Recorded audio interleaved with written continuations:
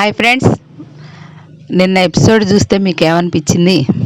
ఎత్తిపోయింది season, ఎత్తిపోయిందిరా బాబు అనిపించిందా? Big boss ఒకటి తెలిస్తే కంటెస్టెంట్స్ ఇంకోటి చేస్తున్నారనమాట. హాయిగా టైం ఇచ్చి 5 నిమిషాల్లో బాగా ఆలోచించి మీరు ఆడియన్స్ మెప్పు పొందాలంటే అని అంత క్లియర్గా చెప్పినా కూడా ఏం చేశారు?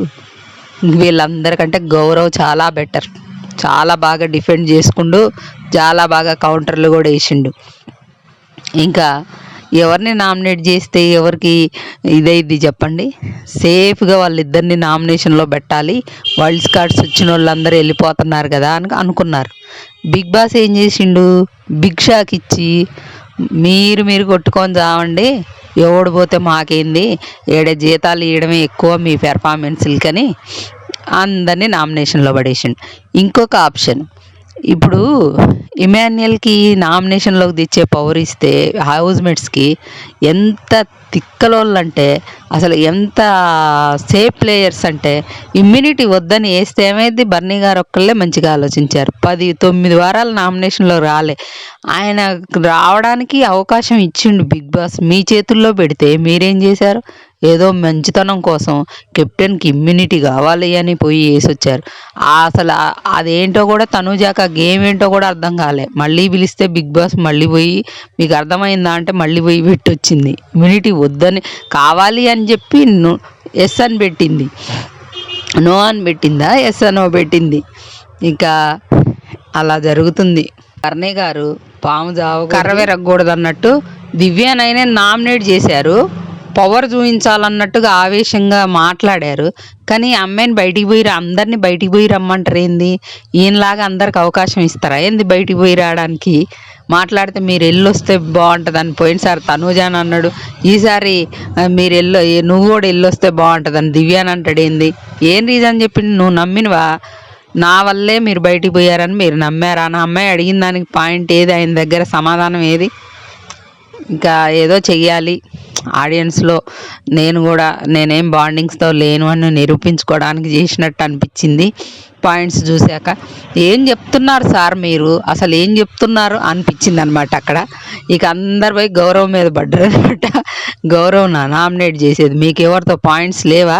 వీకెండ్లో నాగార్జున గారు అంతా నొక్కి మీకు వాళ్ళతో కాదయ్యా మీ ఫైటింగ్ చేయాల్సింది, మీరు వేరే వాళ్ళతో అంటే అవన్నీ వదిలేసి అందరికి ఇచ్చిన హింట్స్ వదిలేసి పోయి గౌరవ్ మీద నిఖిల్ మీద పడ్డారు. ఏందది అసలు? ఇక నాకైతే ఈ నామినేషన్ ప్రాసెస్ నచ్చలేదబ్బా.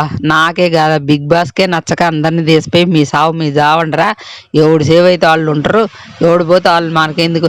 మళ్ళీ ఆపరేషన్ దివ్య ఆపరేషన్ అనుకుంటూ బయట ఇది చేస్తున్నారు కదా, ఆపరేషన్లు చేసే వాళ్ళకి ఒక బిగ్ బాస్ మంచి జలకిచ్చిండు అనమాట. ఈ ఆపరేషన్లు ఎందుకు, ఎవడు ఫ్యాన్స్ వాళ్ళకి వేసుకోవాలి. ఇప్పుడు ఎవరు వేసుకోకపోతే వాళ్ళ కంటెస్టెంట్ వెళ్ళిపోతారు. ఎందుకు ఈ ఆపరేషన్లో? అందుకే బిగ్ బాస్ డబుల్ ఎలిమినేషన్ పెట్టి ఇద్దరిని బీకేసినా నష్టమేం లేదు. అక్కడ అసలు ఏం కంటెంట్ రావట్లేదు, డొల్లా ఉన్నారు హౌస్మేట్స్.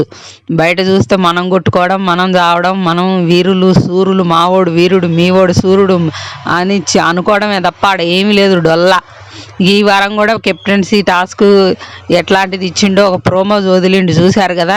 అంతంత కండల వీరులు అక్కడ, అంత బాయ్స్ హాస్టల్ లాగా అబ్బాయిలు ఎక్కువ ఉన్నారు, కండల వీరులు ఉన్నారు. భరణి గారు అయితే, నిఖిల్, గౌరవ్, డెమాను, కళ్యాణ్, ఇమాన్యుయల్ వీళ్ళంతా గట్టిగా ఆడవాళ్ళు ఉంచుకొని ఎవరిని కెప్టెన్సీని చేయడానికి, వాళ్ళ ముందు ఆడపిల్లలు ఇదిగారు, వాళ్ళల్లో నుండి కెప్టెన్సీ కంటెండర్లు కావడం కష్టమని ఇట్లాంటి టాస్కులు, కామెడీ టాస్కులు పెడుతున్నావా? ఎందుకయ్యా? నీకు తగ్గట్టే వాళ్ళు కూడా ఉన్నారు, సరిపోయినరు. ఏం ఎరగదీస్తారో మరి. ఇక నటనలో జీవించి పోషించే వాళ్ళకి అవకాశం ఉంటుందేమో దీంట్లో.